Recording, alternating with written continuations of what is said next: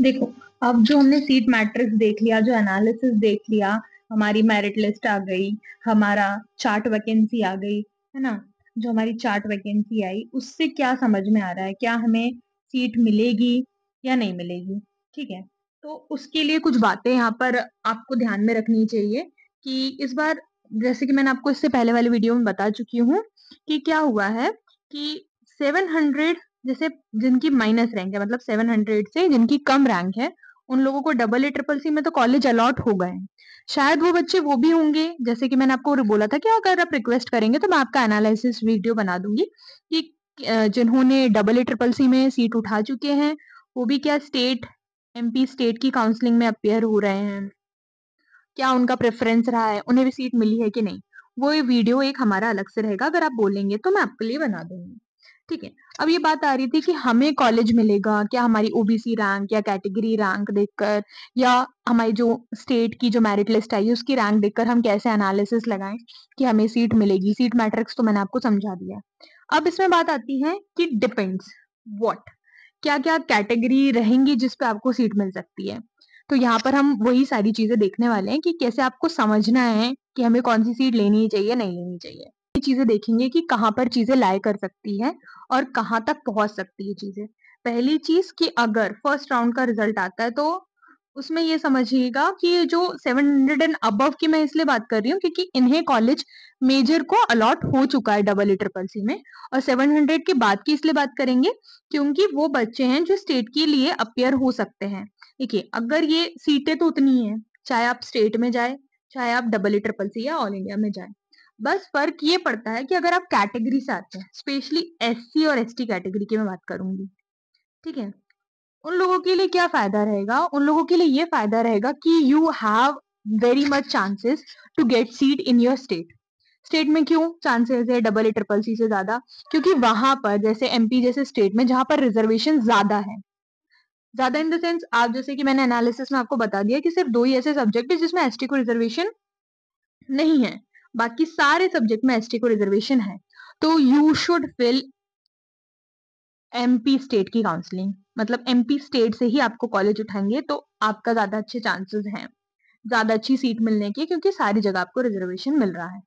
अब बात आते हैं एसटी की, तो सेम कैटेगरी यहाँ आती है, सिर्फ दो ही सीटें कम है एज कंपेयर टू एसटी।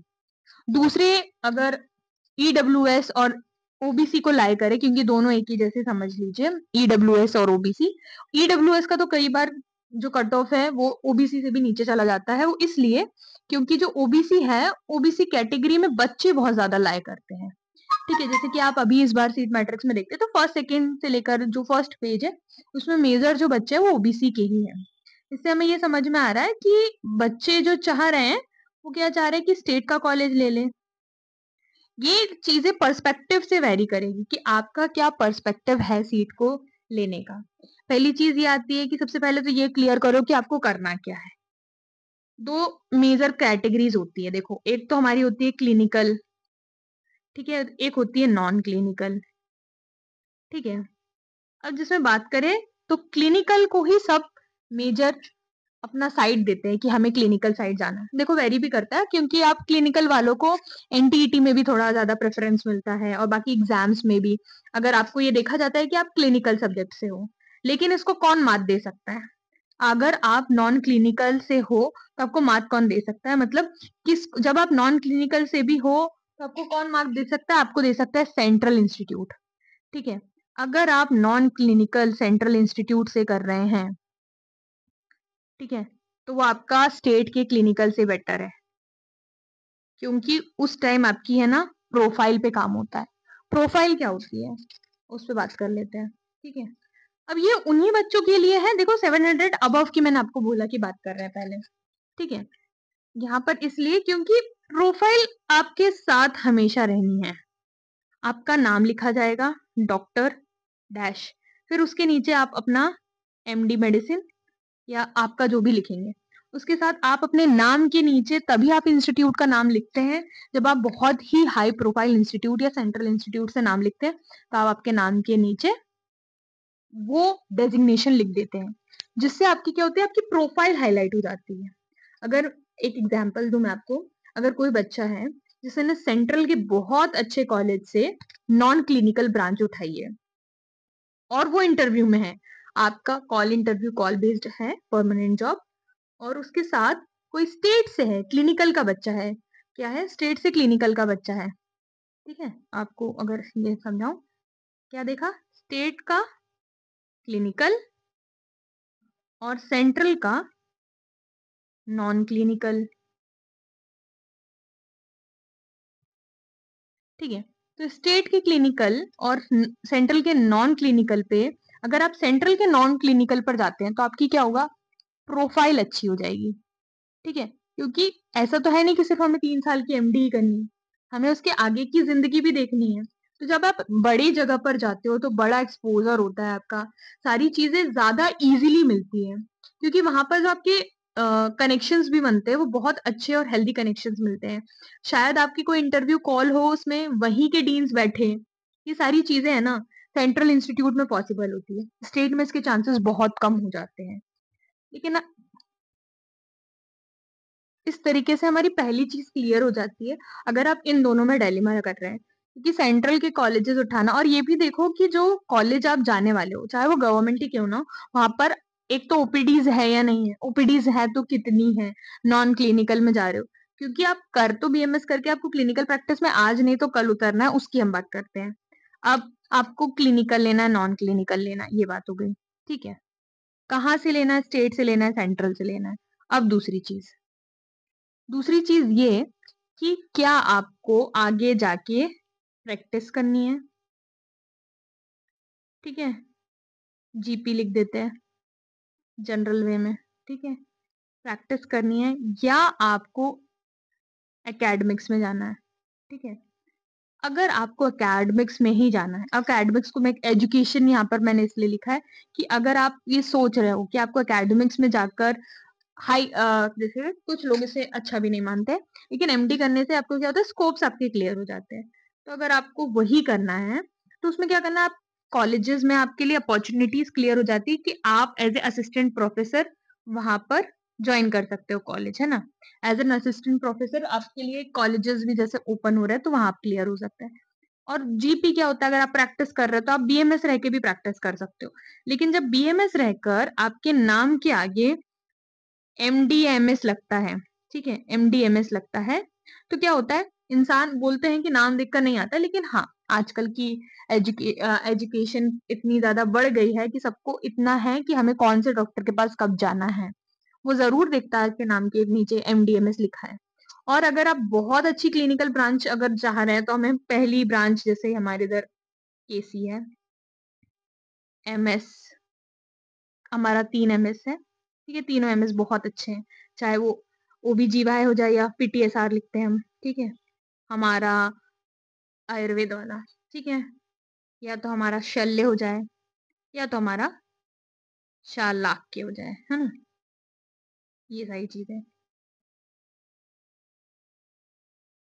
आपका इंटरेस्ट कहाँ है, मेजर चीज वहां लाई करती है, जहां आपका इंटरेस्ट है। अगर आपका इंटरेस्ट एकेडमिक्स में है तो आप नॉन क्लिनिकल सब्जेक्ट ले सकते हैं, लेकिन अगर आपका कोई इंटरेस्ट एकेडमिक्स में नहीं है, कि हाँ मुझे कल को एकेडमिक्स में नहीं जाना है, मुझे तो सिर्फ प्रैक्टिस करनी है, ठीक है, एकेडमिक्स में इंटरेस्ट नहीं है, डोंट गो फॉर पीजी।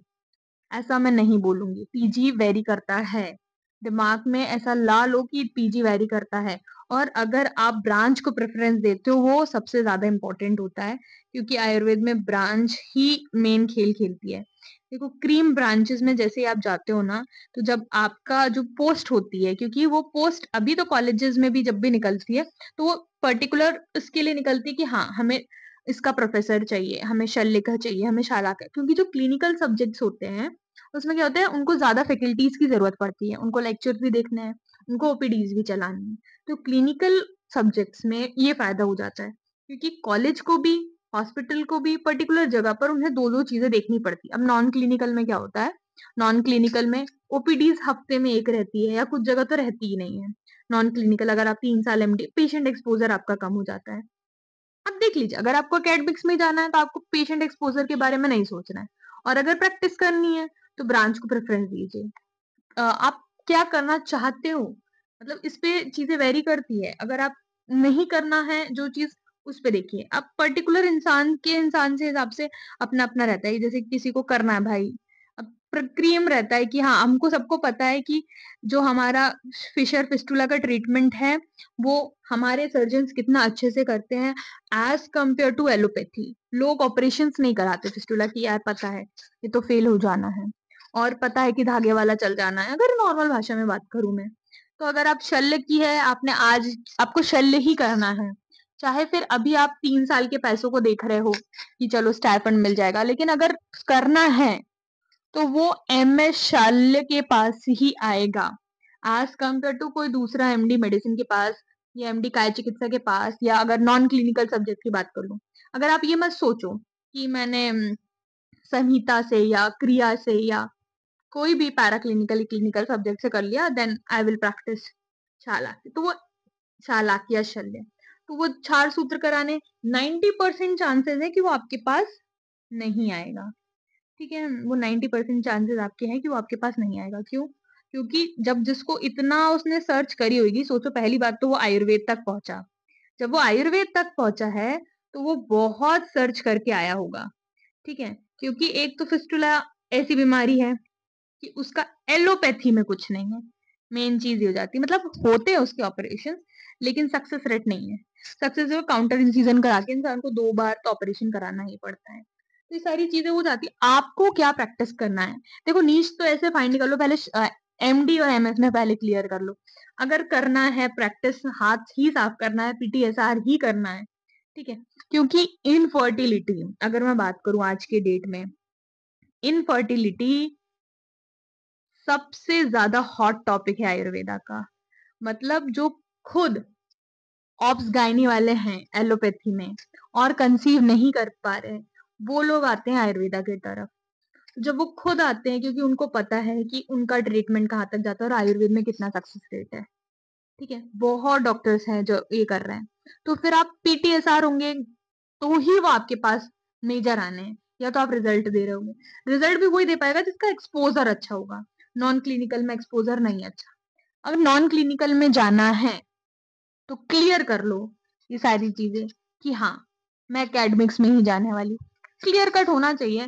फिर या तो आपको अगर गवर्नमेंट की तैयारी करनी हो, लेकिन अभी जो चीज हो गई वो आपको 3 साल साथ में लेके चलनी है। Find your interest, find your niche, आजकल की भाषा में। ठीक है? कि कहाँ क्या करना है, कहाँ क्या नहीं करना है, देन गो फॉर इट। ठीक है? क्योंकि एक बार आपने जो डिसीजन ले लिया वो नहीं हो। और अगर आप कैटेगरी का, तो मैंने बता ही दिया आपको कि आपको पहले आपको स्टेट में जाना है। जनरल ओबीसी के लिए थोड़ी चीजें वेरी करेगी, इसलिए वेरी करेगी क्योंकि जो इस बार रैंक होल्डर्स हैं, अच्छी अच्छी रैंक होल्डर्स हैं, उन्हें स्टेट का चूज कर रहे हैं। वो अगर स्टेट का चूज करेंगे तो आपकी अच्छी रैंक होने के बावजूद भी, जिसमें पिछले साल मिला था, इस बार आपको नहीं मिलेगा अगर उनने स्टेट की सीट उठा ली। तो आप डबल ए ट्रिपल सी की काउंसलिंग में बैठिए, शायद आपके वहां चांसेस फिर बन जाए। अगर वो वहां की सीटें छोड़ रहे हैं तो किसी को ना किसी को तो मिलनी है। ठीक है? बाकी देखो, जैसे जैसे चीजें आती जाएंगी मैं आपको समझाती जाऊंगी। Okay, thank you so much.